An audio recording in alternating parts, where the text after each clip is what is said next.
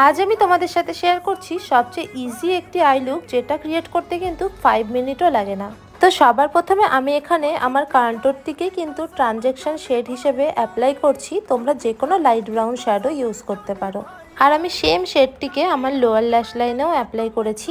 তারপরে আমি এখানে একটু ডার্ক ব্রাউন শেড নিয়ে আমার জাস্ট আউটার কর্নারে আর ক্রিজ লাইনে অ্যাপ্লাই করছি। আমি কিন্তু এখানে একটি ফ্লাফি রাউন্ড টিপের ব্রাশ ইউজ করছি।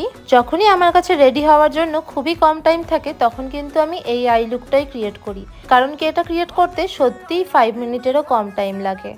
দেন আমি এখানে একটি গোল্ডেন শ্যাডো নিয়েছি, আর সেটাকে কিন্তু আমি আমার ফিঙ্গার দিয়েই আমার আইলিডে অ্যাপ্লাই করলাম। আর এই শেডটাকে কিন্তু আমি ইনার কর্নার থেকে আইলিডের মিডল অবধি অ্যাপ্লাই করেছি।